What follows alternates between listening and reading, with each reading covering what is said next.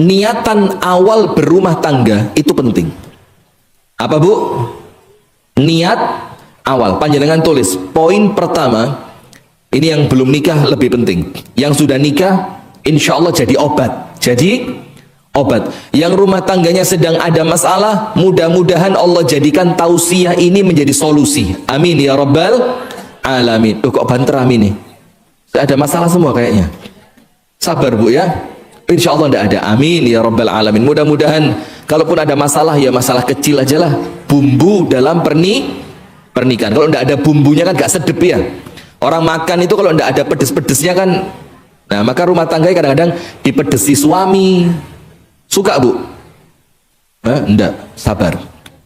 Nomor satu yang perlu kita perhatikan adalah niatan awal ketika panjenengan berumah tangga.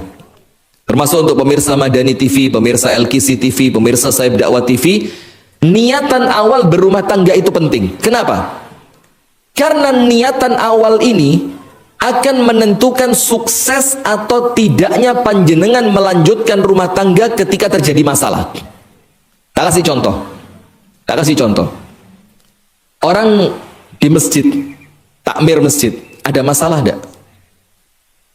Masjid loh padahal tempatnya orang ibadah, tempatnya orang tobat, tempatnya orang ngaji, tempatnya orang sholat, tempatnya orang berdoa. Ada masalah enggak di takmir masjid? Ayo yang keras, ada masalah enggak? Nurul Huda enggak, Nurul Huda. Nurul Huda aman. Tapi ada masalah. Apa yang menjadi masalah? Kenapa kok sampai di tempat ibadah kok muncul masalah? Karena memang hakikatnya orang kalau kumpul manusia Bu, pasti ada masalah. Kalau kumpul manusia pasti ada masalah. Nah, ketika muncul masalah di masjid, salah satu cara yang paling cepat menyelesaikannya apa? Panjenengan masuk masjid cari apa?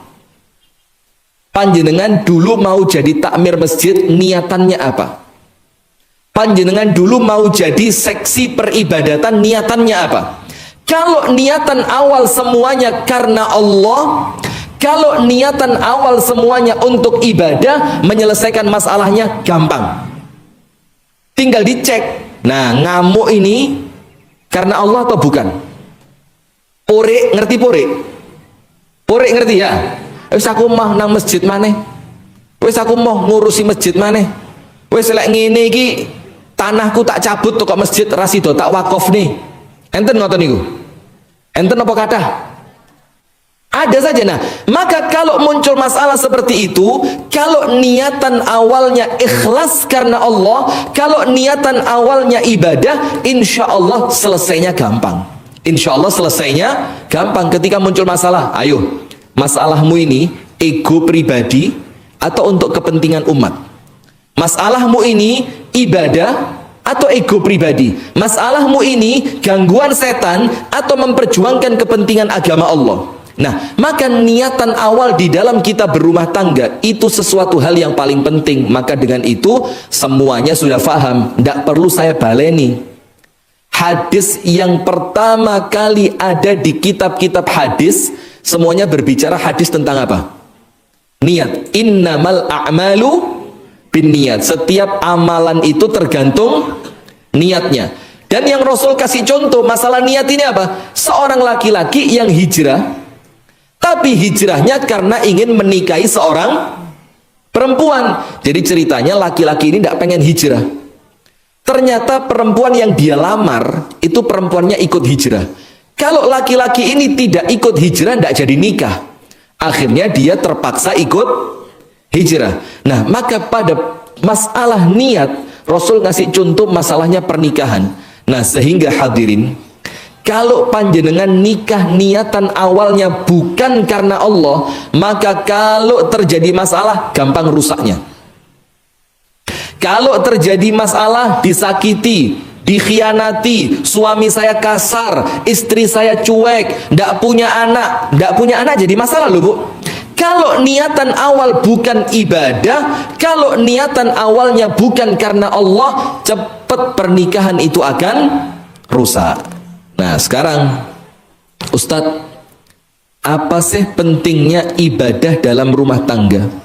Apa sih pentingnya meniatkan ibadah di dalam berumah tangga? Minimal, paling elek, paling apes, paling minim, pentingnya dua, paling minim. Walaupun tentu kalau dikembangkan banyak. Jadi niatan awal berumah tangga niatnya harus ibadah. Bu, niatnya apa bu? Panjenengan rumiyin dilamar bapak lari-lari, niatin apa? Timbang rapayu, wis ndang rabi ae, umure wis akeh, engko lek ditolak maneh tambah gak rabi-rabi, ngoten nggih? Oh mboten, masyaallah. Panjenengan mboten nggih biasa mawon, mboten usah mencep ngoten, mboten. Santai aja ya. Nah, banyak orang nikah itu niatannya bukan ibadah. Oh, mumpung sing lamar ganteng. Mumpung sing lamar sugih. Oh, mumpung enek sing gelem ngelamar. Laki-laki juga gitu. Ah, mumpung gelem dijak rabi. Ah, mumpung entuk pacar ayu. Nah, kalau niatan awalnya tadi sudah salah, ini bahaya. Kenapa? Nomor satu, apa pentingnya meniatkan rumah tangga untuk ibadah? Nomor satu, ketika orang meniatkan rumah tangganya untuk ibadah, maka pasti Allah akan beri pertolongan. Kenapa? Sama Allah ditolong karena dia mengatakan, ya Allah, ibadahku ini untukmu ya Allah, dan rumah tanggaku untuk ibadah. Berarti rumah tanggaku ada ya Allah untuk mengabdi kepadamu. Ketika ada orang mengabdi kepada Allah, ditolong tidak sama Allah? Ditolong. Walladzina jahadu fina lanahdiyannahum subulana. Orang yang bersungguh-sungguh meniti jalan kami, mengikuti aturan Allah, meniatkan rumah tangganya untuk beribadah kepada Allah, Allah akan beri jalan setiap dia ada masalah.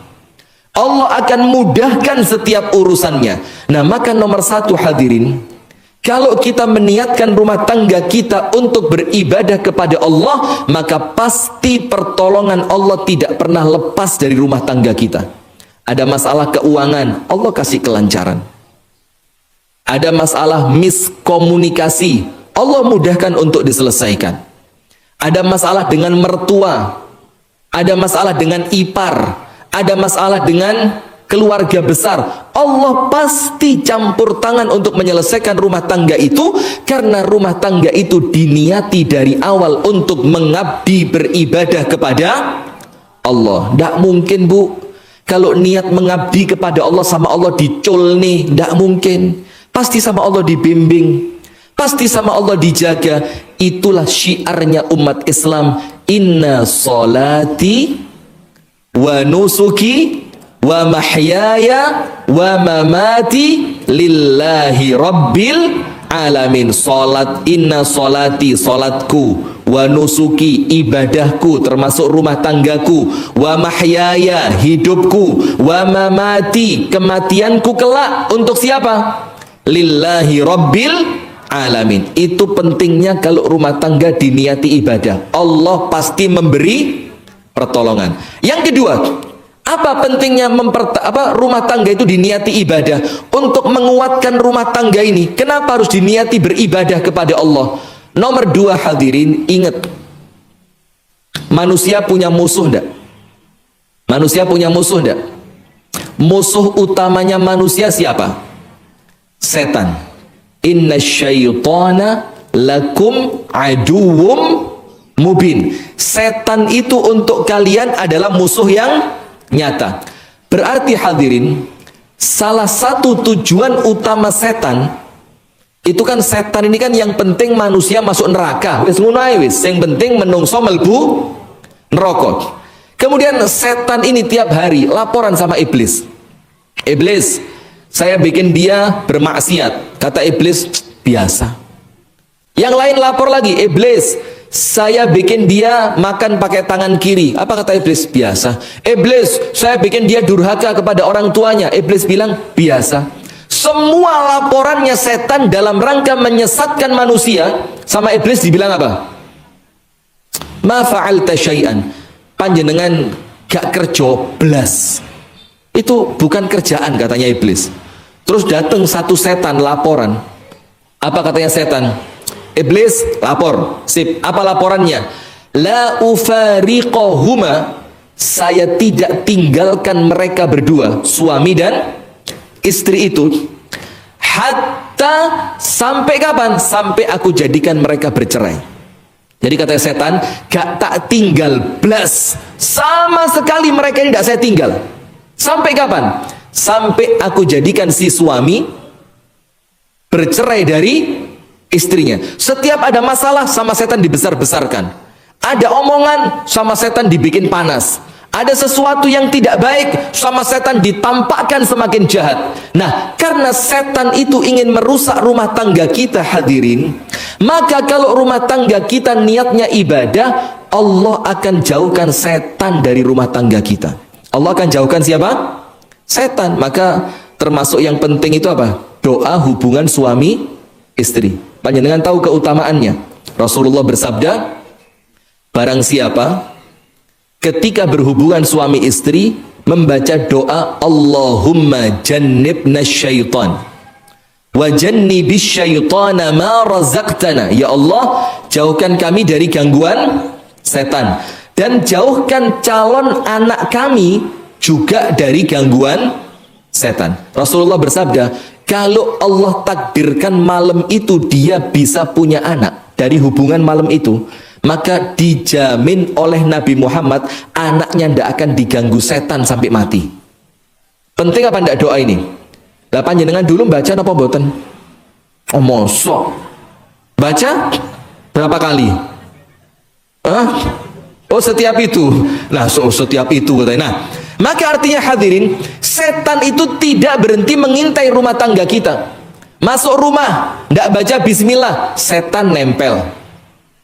Mau hubungan suami istri, tidak baca bismillah, setan ikut. Nanti kalau punya anak, anaknya diganggu oleh setan. Nah, maka kalau kita meniatkan rumah tangga kita untuk ibadah, setan jauh. Kalau setannya jauh, insya Allah rumah tangga kita langgeng dunia sampai. Itu poin pertama dulu. Kita tidak usah ngomong jauh-jauh dulu. Nomor satu, setiap kita berumah tangga, niatkan rumah tangga itu karena Allah, untuk Allah, dan niatan terbesar kita berumah tangga, rumah tanggaku ini dalam rangka beribadah kepada Allah. Nomor satu. Nomor dua, panjenengan tulis, tidak ada manusia yang tidak diganggu oleh manusia yang lain. Tidak ada manusia yang tidak diganggu oleh manusia yang lain. Contoh, nanti panjenengan wangsul pulang, panjenengan buka surat Al-Furqan. Surat apa? Al-Furqan ayat 20. Ada mengatakan begini dalam surah Al-Furqan, Allah Subhanahu wa taala berfirman, wa ja'alna ba'dakum li ba'din aduwwun atasbirun. Allah Ta'ala firmankan, dan ini jelas artinya kalau panjenengan berumah tangga gak siap diganggu, mendingan gak berumah tangga. Kalau panjenengan mau ketemu mertua gak siap diganggu, mendingan gak usah punya mertua. Bagaimana caranya? Ojo rabi, gak usah nikah. Panjenengan kalau tidak pengen diganggu anak, ya wes dari awal gak usah punya anak. Panjenengan kalau tidak mau diganggu tetangga, dari awal urip gak usah tonggoan. Itu rumus sudah. Kenapa Allah Ta'ala firmankan di sini, wa ja'alna ba'dakum li ba'din fitnah. Kami jadikan sebagian kalian untuk sebagian yang lain, Allah jadikan apa? Ujian. Ujian itu apa? Fitnah. Suami diuji lewat siapa? Istri. Istri diuji lewat suami. Orang tua diuji dengan anak. Punya anak ujian, tidak punya anak juga ujian. Anak diuji oleh siapa? Orang tua. Kan begitu. Nah, intinya di akhir ayat Allah firmankan apa? Wa ja'alna ba'dakum li ba'din fitnatan atasbirun. Apakah kalian mampu sabar? Nah, sehingga poin yang kedua hadirin, jangan berharap kalau kumpul manusia kemudian panjenengan tidak diganggu. Mustahil. Contoh yang lain, Rasulullah Shallallahu Alaihi Wasallam bersabda, nanti kita masukkan ke rumah tangga supaya apa? Kalaupun panjenengan disakiti di rumah tangga, insya Allah panjenengan kuat. Kenapa? Tujuan kita bukan dunia tapi akhirat. Leres boten bu? Leres boten? Kalau yang terlanjur cerai apa? Terus takdir, tidak apa-apa ya. Jadi uang urip di dunia itu gak usah digawe ruwet. Nikah jodoh, pisah ya jodoh nintek. Gak usah dibikin terlalu, oh pegatan, ya mesti mbak. Wong sing lanang ra tau mulih. Loh. Kadang-kadang ada yang bilang gini, pegatan, iya ya mesti. Aku lek dadi sing lanang, ora sampai saulan wis tak ulihno iku. Ra tau adus. Loh. Coba. Tidak usah jadi omongan, sudah. Bismillah, sing santai. Tidak usah mikir orang lain, mikirlah kemaslahatan diri kita masing-masing. Tidak usah mikir masalahnya orang lain, masalah kita sudah terlalu lalapo kok ngurusi jengsri lek tuku sayur ngenyangi sampai otote metu kabeh. Buat apa? Wes lah, gak usah mikir. Payo lek ngenyang sayur, otote metu kabeh. Gak usah, wes dah. Poin kedua, tidak ada manusia yang tidak diuji oleh manusia yang lain. Ayatnya yang pertama, Al-Furqan ayat berapa? 20. Allah jadikan sebagian kita untuk sebagian yang lain sebagai apa? Ujian. Allah minta apa? Atas birun, kalian bisa sabar atau tidak. Hadisnya Rasul mengatakan begini dalam sabda Rasulullah yang sahih. Memang kalau ngomong materi rumah tangga bu, sejam tidak cukup. Tapi insya Allah khusus warga Batang 30 menit selesai. Muqaddimahnya, belum materinya ya. Rasulullah Shallallahu Alaihi Wasallam bersabda, ini hadis banyak di antara panjenengan yang sudah tahu. Maka saya tidak terlalu panjang mocone, sing penting intine panjenengan bisa faham. Supaya apa? Kalau nanti rumah tangga ada masalah, biasa jenenge kumpul menungso mesti enek masalah. Lek kumpul bebek tidak ada masalah. Paling berbeken tok. Kalau kumpul suami, apa masak kok koyok gini, loro hati. Iya banda.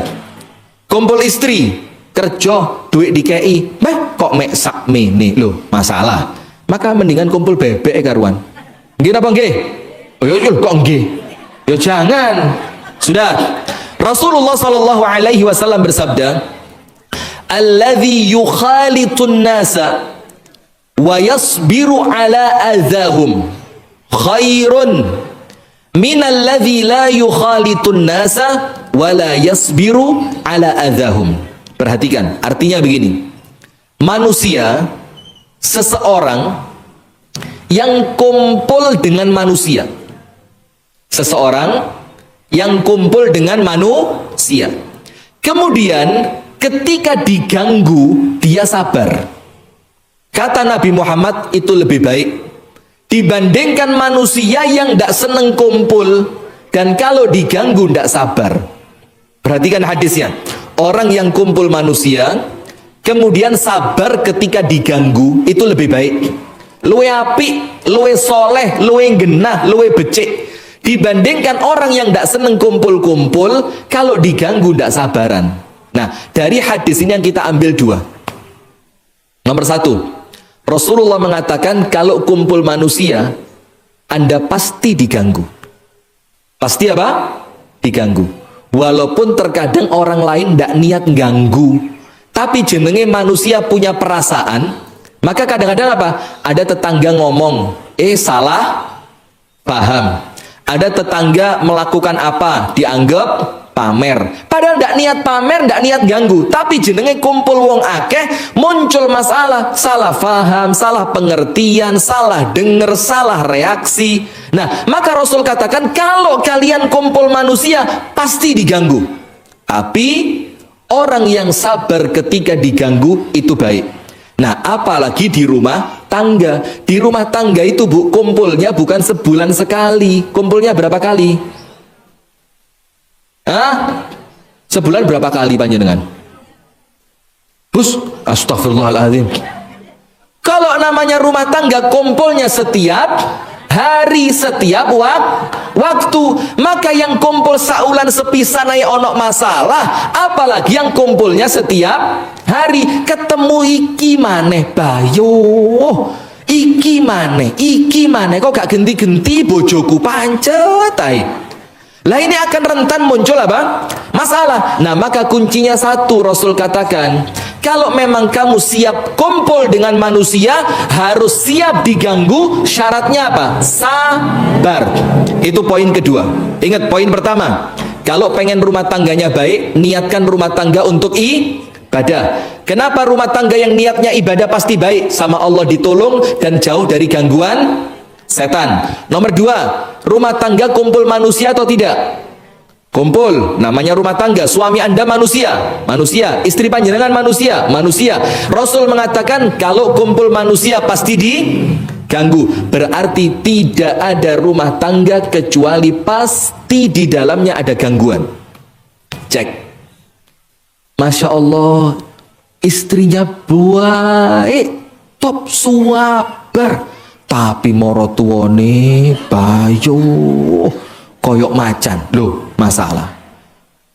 Suaminya baik, suaminya baik, top luar biasa. Iya, tapi duwe Mbak Yu wereng. Lek teko nang omahku bayo lo, kulkas dibukai, kompor dicek. Masa apa, Nduk? Bayo bendino tempe. Nih coba. Jadi kadang-kadang suami istrinya baik, sekitarnya yang tidak baik, orang tuanya, saudaranya, temennya. Nah, maka dengan itu poin kedua, jangan berharap rumah tangga tanpa masalah. Jangan berharap berumah tangga tanpa gangguan. Nah, sekarang poin ketiga. Lihat hadirin. Ini perhatikan. Insya Allah kalau panjenengan perhatikan dengan baik, panjenengan akan ngomong iya, tiba no bener. Nah, maka perhatikan dengan baik. Jangan goyang dulu. Yang duduknya yang pas dulu. Coba. Ibu-ibu yang di atas duduknya yang pas, nggih? Sip. Ini kok alhamdulillah pas tidak panas. Katanya kalau di sini menjelang jam 7 panas. Ini sudah setengah 8 tidak panas-panas. Mudah-mudahan sampai beduk begini terus. Amin. Poin ketiga, panjenengan perhatikan. Bu, manusia terbaik di muka bumi siapa? Manusia paling baik, akhlaknya paling sempurna, ibadahnya paling sempurna. Siapa? Saya mau tanya, rumah tangganya ada masalah enggak? Enggak usah tonggo sebelah, Nabi Muhammad. Rumah tangganya ada masalah enggak? Berani panjenengan ngomong ada? Saya serius loh ini. Astagfirullah. Bu, dibaleni. Manusia terbaik siapa? Yang ibadahnya paling baik siapa? Yang akhlaknya paling baik siapa? Nabi Muhammad. Ada masalah di rumahnya?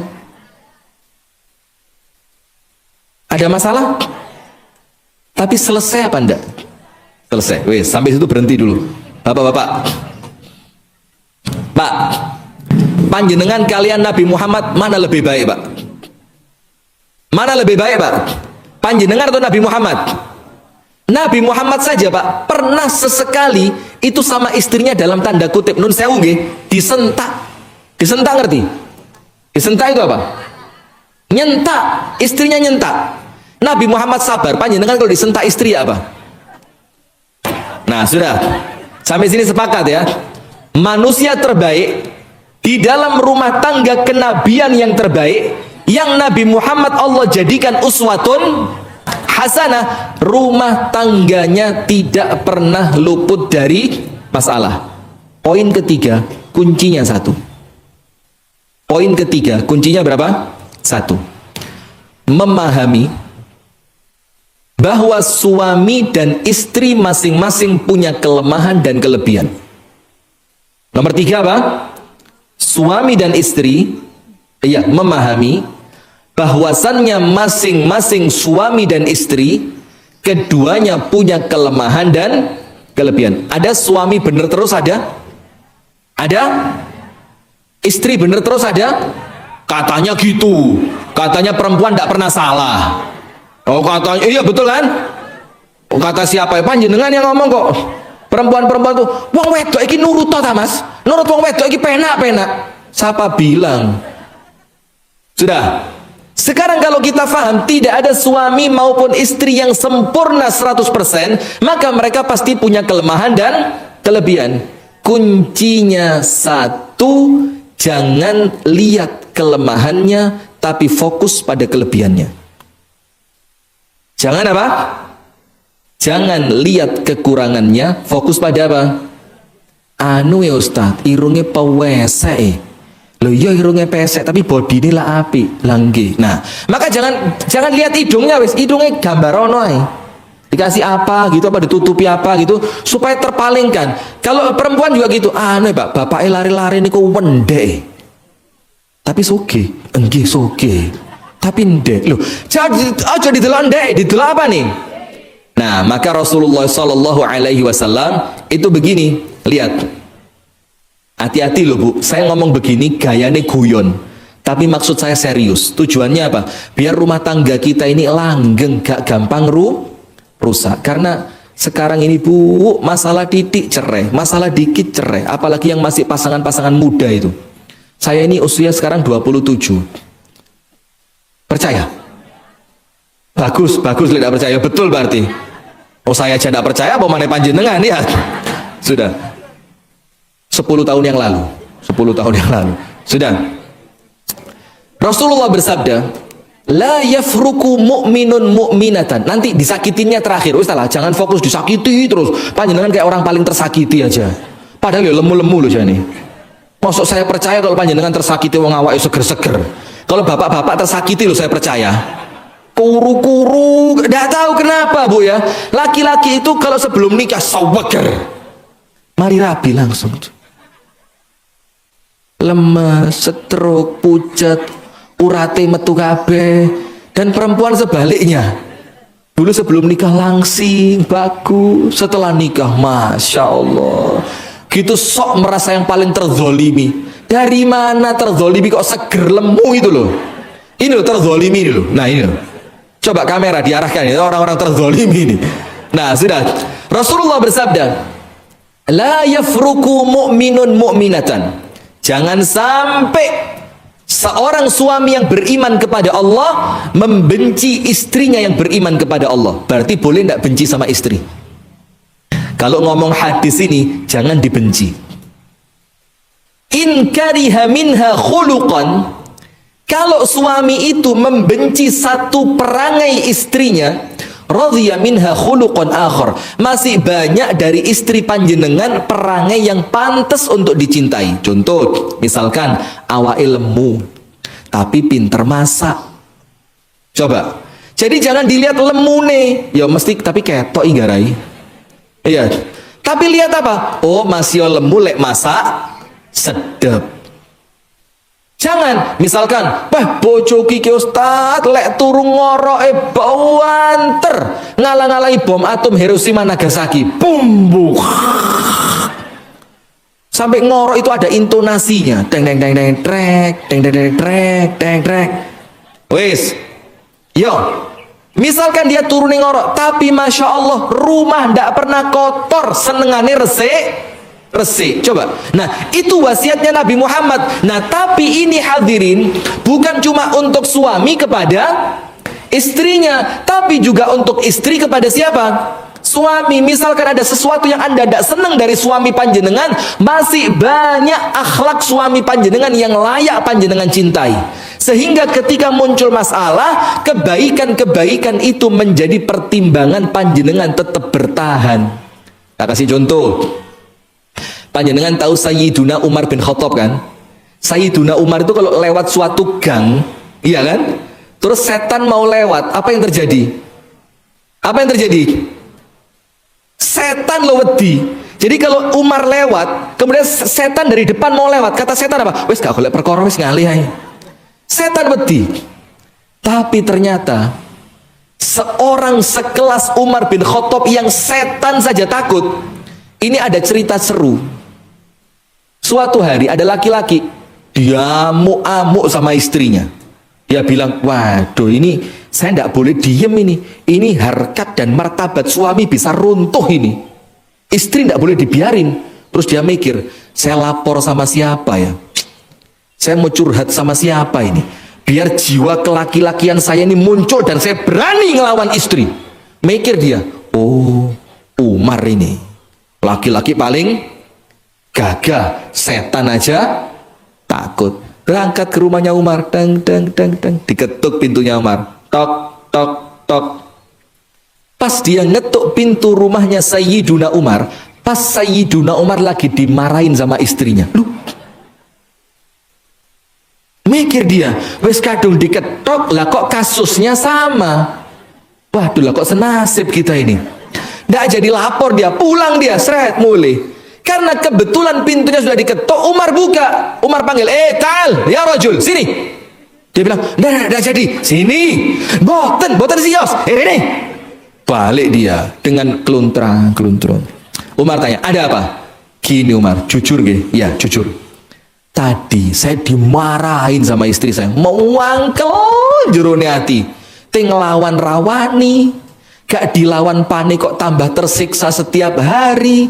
Akhirnya saya cari temen, iki carane piye iki cek supaya saya bisa berani lawan istri.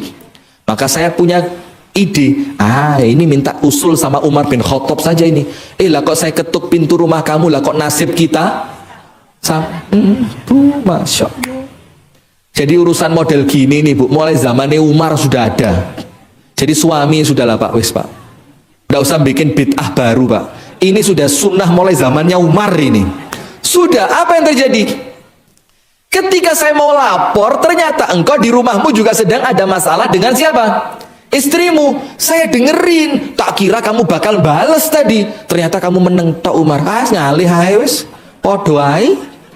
Ternyata juga suami tidak ada takut. Suami taat, istri taat, bukan takut, taat. Istri telepon, Mas boleh? Nggih, boleh. Mas tangi, itu bukan takut, taat. Lah ngoten nggih Pak nggih. Panjenengan lah mboten takut nggih Pak. Cuma taat saja kan? Cuma antara taat dan takut itu kan bedanya tipis saja. Yo taat karena coba ndak takut ndak mungkin. Tapi jangan keras-keras, nanti suami dengar. Sudah, maka laki-laki itu tanya, Umar, lo kamu itu lo setan takut. Lah kok istrimu marah kamu cuma diem? Kata Umar apa? Ya rojul, wong lanang, rungokno, dengerin.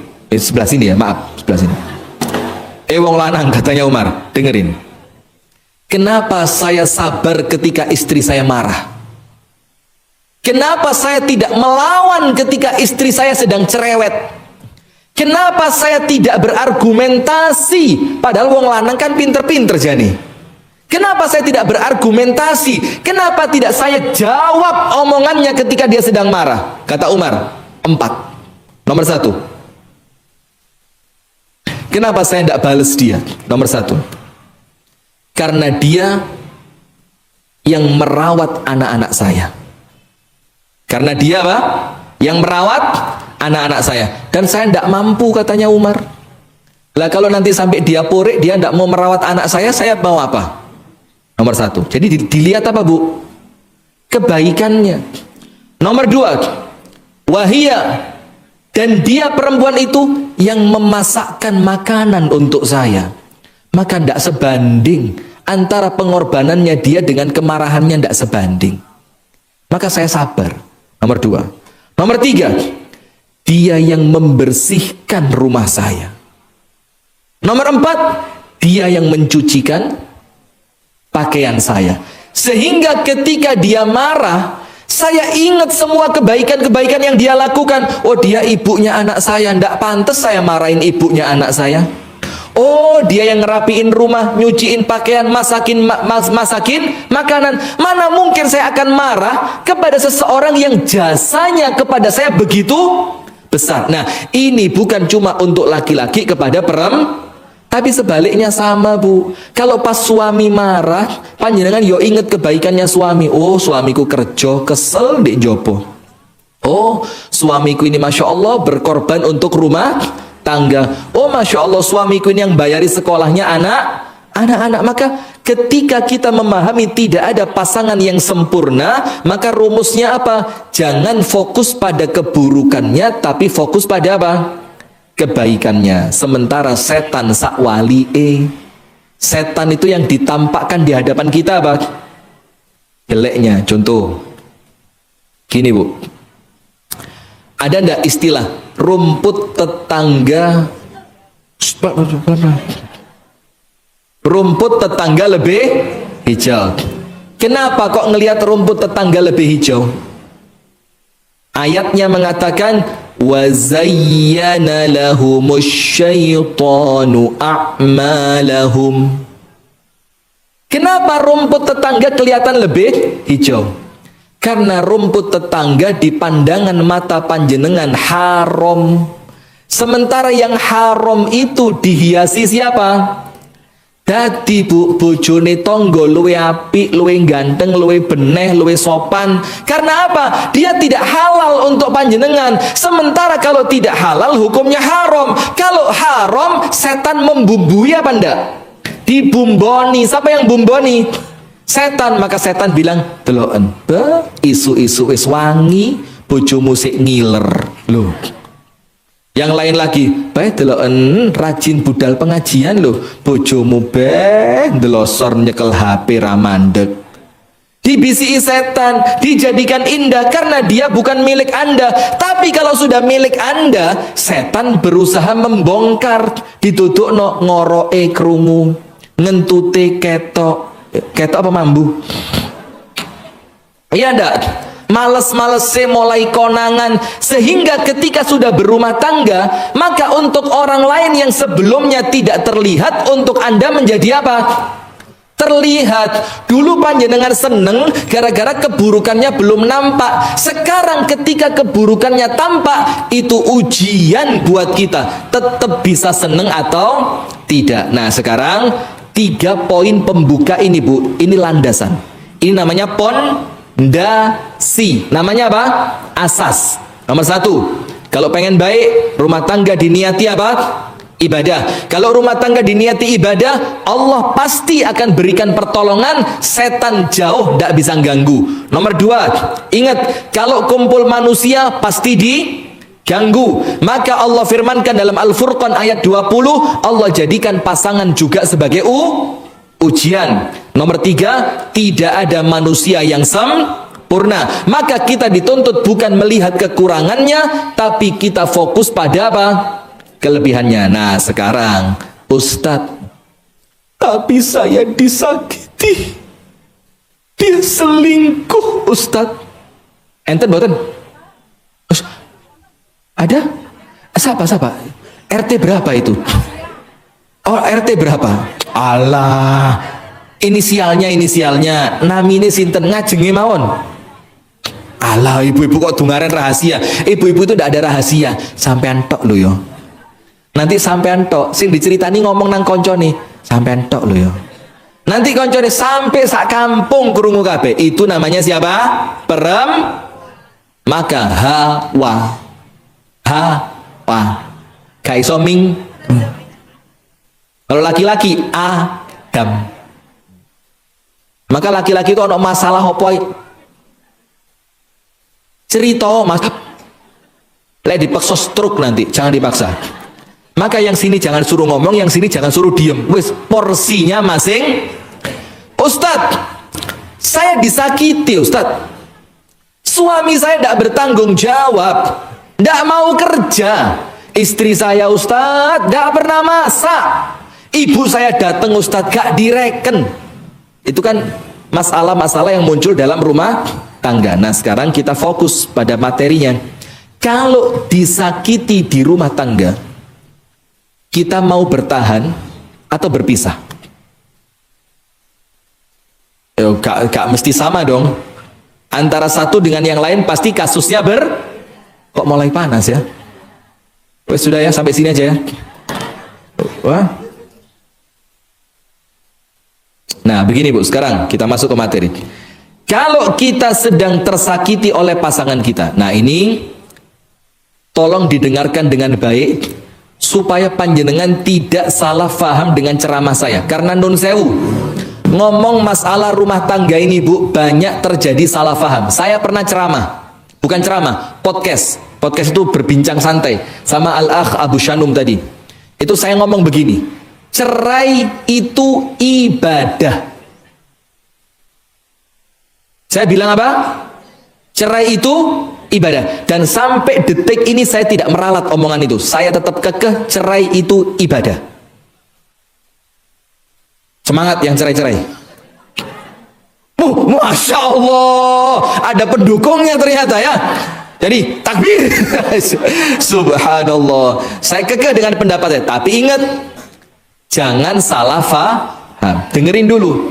Kenapa saat itu saya katakan cerai itu ibadah? Ada beberapa faktor. Nomor satu, karena materi pengajiannya, materi podcastnya memang membangun kembali kehidupan pasca perceraian.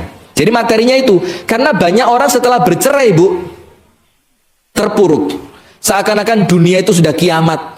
Wes gak wani metu omah, gak wani rabi maneh, gak wani kerja. Maka karena materinya itu, kita kasih sesuatu yang bikin orang yang cerai itu besar hati. Yang kedua, karena apa? Karena wes kedaden, sudah terlanjur apa? Terjadi. Kalau belum terjadi, yo jangan ngomong, saya mau ibadah lah. Ibadah apa yang kamu pilih? Cerai. Loh, ngawur ini ya. Nah, karena kasus yang sedang kita bahas, orang yang sudah terlanjur apa? Cerai. Dan yang ketiga, ini penting. Panjenengan dengarkan fokus ya. Pak. Rokoknya dimatiin dulu, Pak. Itu yang belakang itu. Udah ada ya, tak kira ada. Bu, yang petan tolong berhenti sebentar. Bu. Iya, tuh mau panjenengan kata. Iya, saya tahu. Tapi nanti aja petannya. Itu loh, yang jilbab hitam ya, Bu. Bu, jilbab hitam. Banyak hitam ya. Sudah. Kenapa saya bilang cerai itu ibadah? Nomor satu, cerai itu yang mensyariatkan siapa? Adanya perceraian yang mensyariatkan siapa? Loh.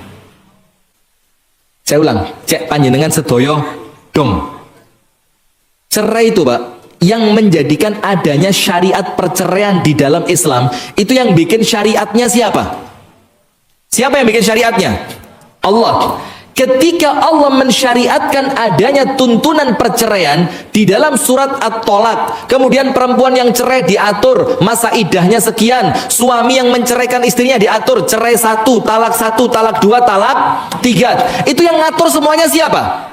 Allah. Maka ketika Allah yang ngatur dan dijalankan, kasih garis bawah, sesuai dengan aturan Allah, sebabnya benar, caranya benar, setelah perceraian juga tidak terjadi permusuhan, tetap dalam kebenaran, maka cerai ibadah atau bukan?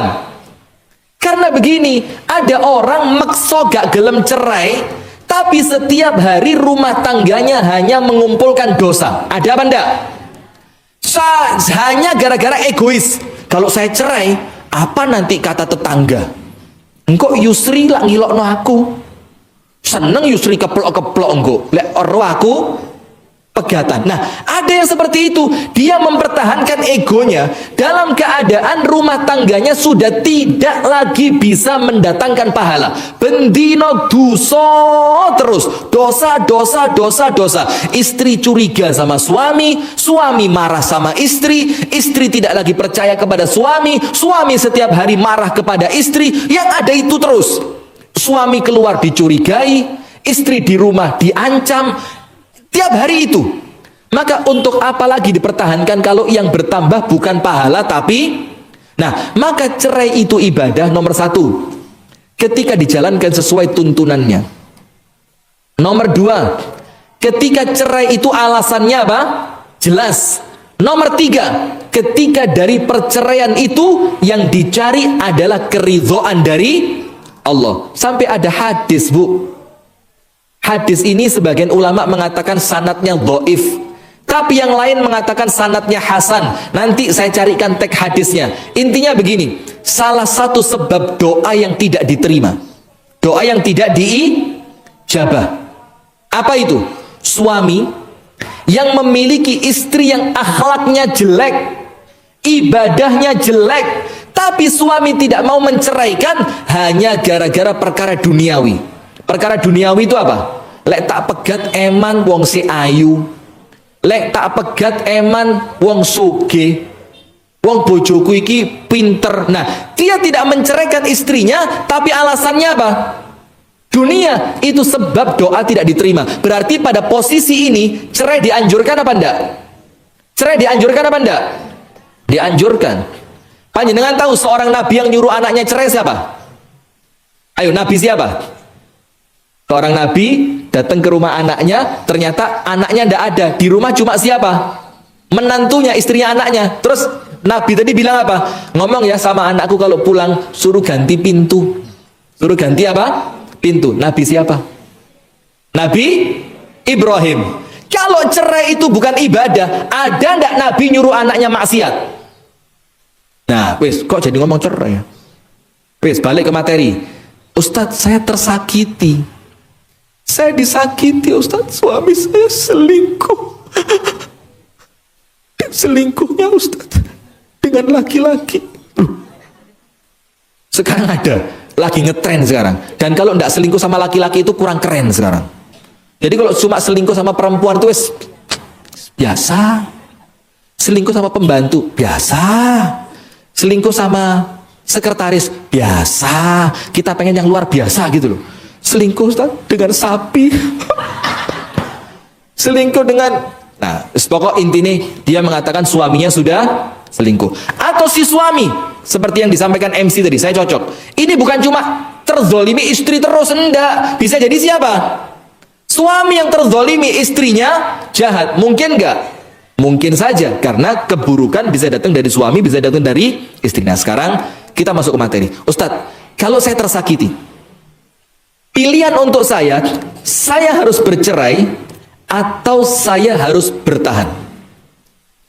Nah, enaknya mana? Enaknya, panjenengan pilih mana? Cerai apa bertahan? Lihat masalahnya. Kalau masalahnya berat, wis bisa. Semudah itu, Bu. Engkau tidak menganggap suamimu. Hah? Nah, begini, Bu. Begini, lihat. Sebelum kita jawab itu, panjenengan milih terluka atau bertahan? Tidak usah awalnya, langsung aja milih A atau B, terluka apa bertahan? Berarti terluka terus. Wes gini, lebih gampang lagi. Terluka atau kehilangan? Wes bingung. Ayo, terluka apa kehilangan? Jangan tergantung. A terluka, B kehilangan. Pilih mana? A apa B? Kehilangan? Nah begini Bu, itulah dilematis. Apa? Dilematis. Terluka yoga enak, kehilangan bisa jadi malah terluka. Iya apa enggak? Nah maka ada rumusnya. Rumusnya kalau dalam agama Islam praktis, gak ruwet, gak jelimet. Ustadz saya pengen konsultasi rumah tangga, alah ruwet. Bisa jadi lek ustadz kepencut mbek bojomu sampai dikoncereng, kok bojomu dipek, bisa. Iya apa enggak? Atau sebaliknya, perempuan yang sok dukung poligami, ya mesti dukung poligami soalnya ngincer bojone wong. Ruwet sekarang ini, kompleks sekali. Nah maka kalau ngomong tentang konsep Islam, rumusnya simple, cuma 3. Anda bisa milih dengan gampang, bakal bertahan walaupun tersakiti, ataukah saya harus milih berhenti tapi kemudian rasa sakitnya hilang, tapi harus pisah. Kan keduanya tidak enak kan? Siapa sih Bu yang pengen cerai? Coba angkat tangan. Siapa yang dari awal berumah tangga niat cerai? Angkat tangan. Tidak ada. Tapi takdir yang menjadikan kemudian kita harus rela untuk bercerai. Ada orang sampai cerai 4 kali, 5 kali. Ada orang Masya Allah, istrinya jahat, tapi dia tetap sabar. Tak kasih cerita. Ini cerita diceritakan oleh Syekhul Islam Ibnu Taimiyah di dalam Majmu' Fatawa. Majmu' Fatawa Ibnu Taimiyah. Ceritanya begini. Ada seorang laki-laki soleh betul. Wes tala, api. Saya minta waktunya tambahan dikit Ustaz ya. Ibu-ibu tambah sedikit lagi ya. Ini karena penting ini. Panjenengan enggak apa-apa, saya yang apa-apa. Ayo opo. Oh enak ay. ada nih, ada jam ngawur. Itu.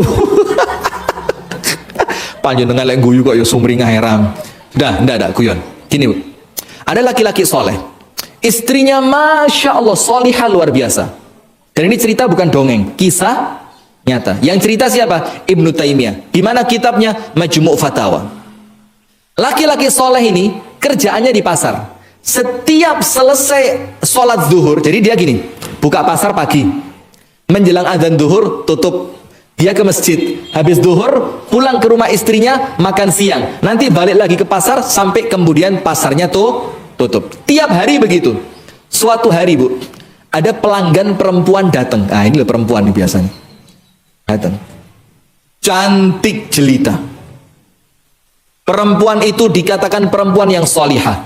Kemudian ngomong sama pedagang di pasar tadi, "Mas, zawijni, nikahin saya." Nah, laki-laki itu nolak. Tidak mungkin. Kamu tidak kenal saya. Dan saya pun tidak kenal kamu. Mosok ketemu di pasar moro-moro rabi. Kata perempuan itu, nikahin saya. Saya sudah punya istri. Tidak apa-apa. Saya punya anak. Tidak apa-apa. Saya tidak bisa nginep di rumah kamu. Tidak bisa nginep. Tidak apa-apa. Saya tidak bisa kasih nafkah buat kamu. Tidak apa-apa, Mas. Wong lanang ndi Pak sing kuat lek di ngono nih, Pak. Coba, ini masih ustadz level menteri gitu ya, tetap katut toh, Pak. Wong dibilang sudah punya istri, tidak apa-apa. Punya anak, tidak apa-apa. Tidak bisa nginep, tidak apa-apa. Tidak bisa memberi nafkah, tidak apa-apa. Perempuannya cantik. Kira-kira kalau panjenengan rabi gak? Jujur. Maka ibu-ibu jangan kemakan gombalan suami. Wes tala wong lanang podo kabeh.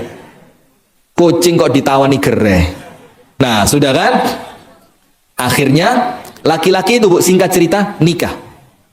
Bagaimana dia membagi waktunya? Sekarang kalau siang, selepas sholat zuhur, dia tidak pulang ke rumah istri yang pertama, tapi dia pulang ke rumah istri barunya. Istrinya curiga, Bu. Loh, biasanya kalau makan siang di rumah, nanti selesai makan siang, dia istirahat, baru balik ke pasar. Sekarang kok pulangnya sore terus, tidak pernah istirahat siang. Ditanya makan siang di mana, katanya makan siang yang penting tidak di rumah. Tidak bohong suaminya. Lama-lama si istri tadi, oh serius lah, ngurungoknya serius. Oh, si istri itu ngirim pembantu. Pembantu, coba dong dicek. Tuan kamu ini sekarang kalau siang makannya di mana? Istirahatnya di mana? Kok dia sekarang tidak pernah pulang? Pulangnya sore. Sudah dicek sama pembantunya.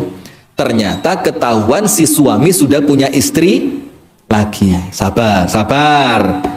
Coba tarik napas dulu, biar gak kaget ya. Sudah. Setelah itu pembantunya pulang, seret lapor sama ibunya. Bu, saya tadi cek, saya tanya ke tetangga-tetangga, katanya sudah nikah dan itu istri sahnya. Berarti sekarang suami kamu istrinya 2, Bu.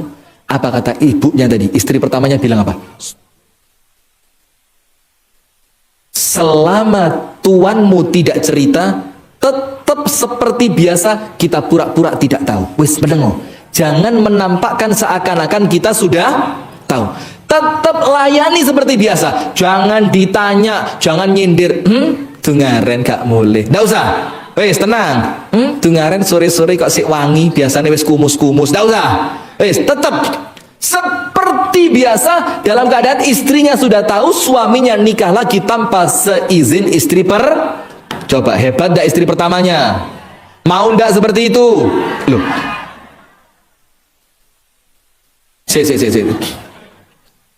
Hebat boten? Solihah apa tidak? Ahli surga apa enggak? Panjenengan mau? Saya kok enggak konek ya? Batang ini kok saya enggak bisa klik saya. Terus panjenengan maunya yang kayak apa? Gak mesti mlebu surga tapi mau. Sudah. Apa yang terjadi, Bu? Sudah. Akhirnya hidup mereka jalan seperti biasa. Sekarang tuannya kalau siang tidak pernah pulang, si ibu pura-pura tidak. Yo tidak pernah tanya, tidak pernah sok-sokan nyindir, tidak pernah tidak pernah. Santai tok.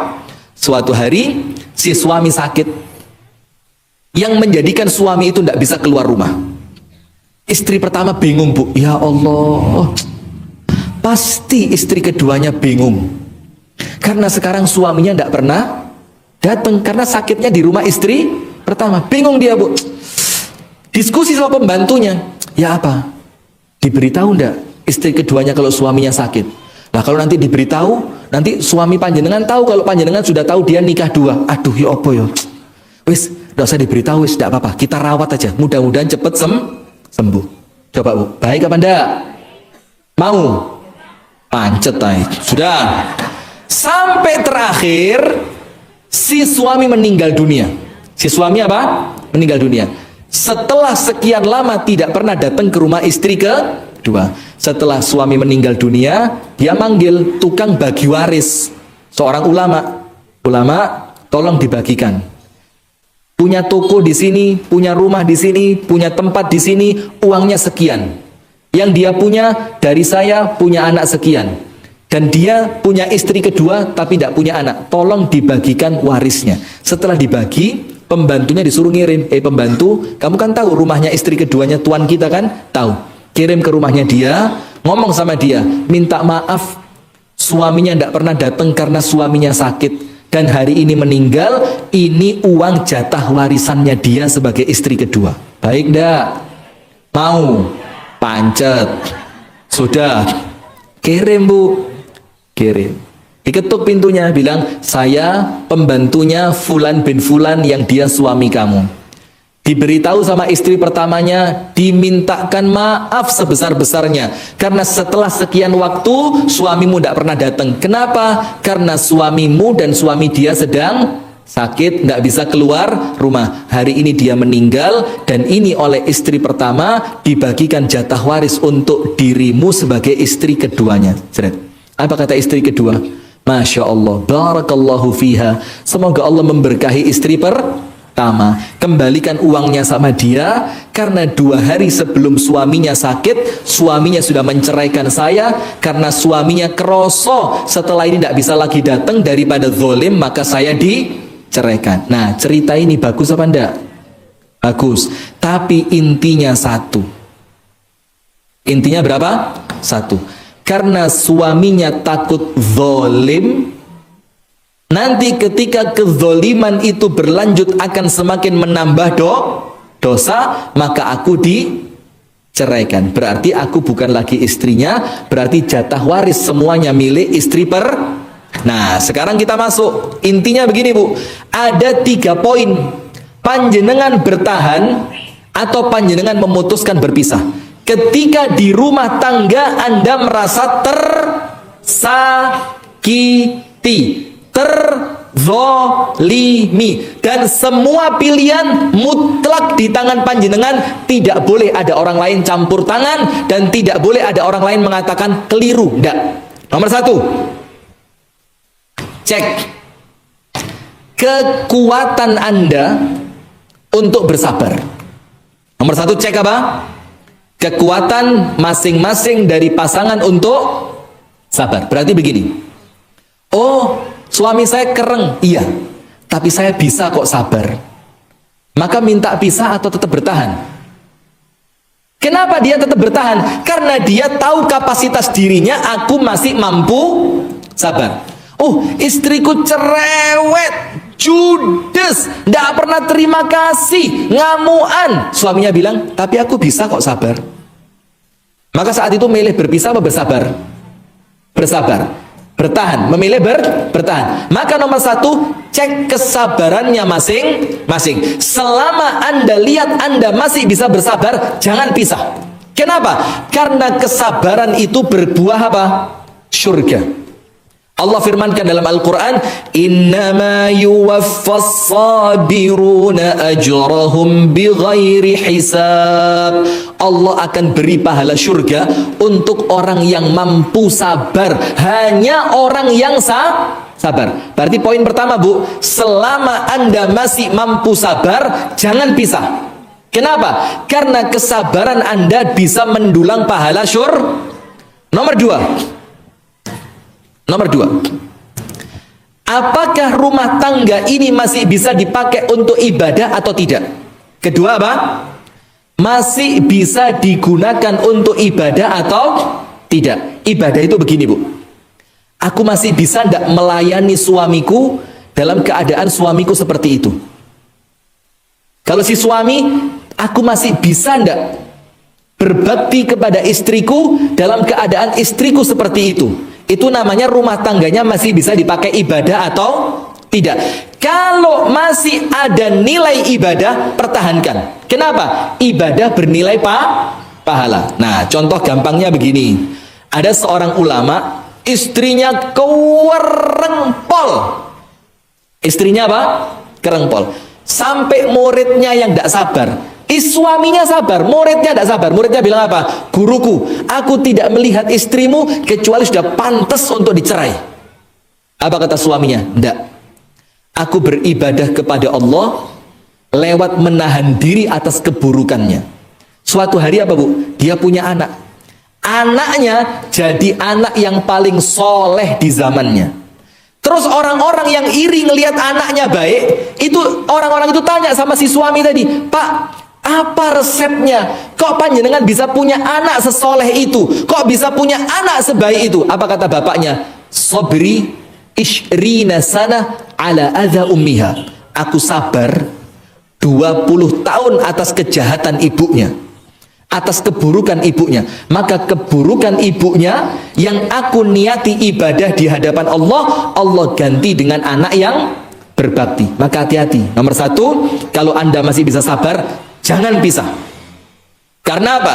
Kesabaran berbuah pahala surga. Nomor dua, selama rumah tangga itu masih bisa dipakai untuk ibadah. Ibadahnya apa? Husnudzon. Ibadahnya apa? Menasehati pasangan. Ibadahnya apa? Mengingatkan pasangan. Ibadahnya apa? Membangunkan pasangan untuk sholat malam. Ibadahnya apa? Ngajak pasangan datang ke majelis taklim. Ibadahnya apa? Ngajak pasangan untuk tilawatul Quran. Ibadahnya apa?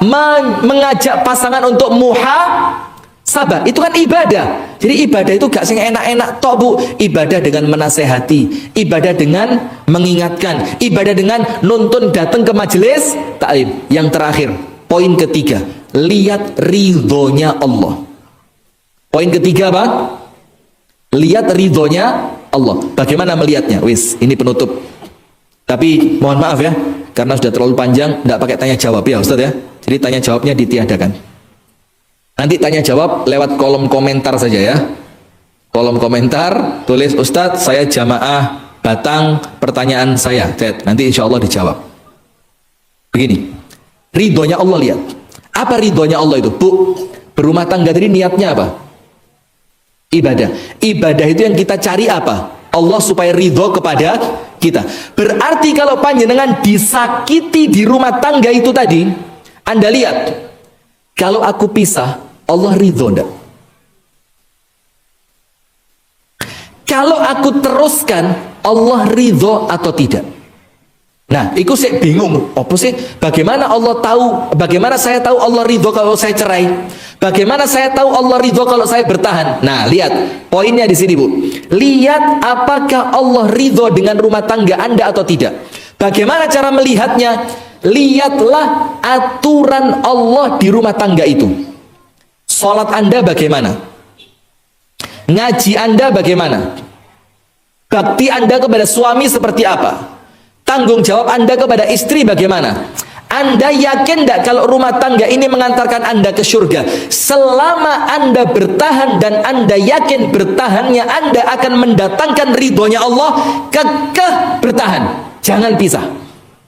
Selama Anda yakin kalau Anda bertahan Allah akan ridho kepada saya, maka jangan bertahan. Selama Anda yakin kalau Anda pisah setan tepuk tangan, setannya apa? Tepuk tangan, maka jangan pisah. Tapi sebaliknya, kalau saya pisah dengan dia Allah akan ridho sama saya, pisah. Contoh, suami Anda ternyata na'udzubillah, semoga Allah menyelamatkan, ternyata perampok, koruptor. Anda nasihati tidak mau, Anda ingatkan tetap kekeh. Tapi Anda mikir, tapi dia kaya, rumahnya mewah, walaupun suami saya perampok, kehidupan saya terjamin, jalan-jalan mobil mewah, mau belanja nyaman, beli shop.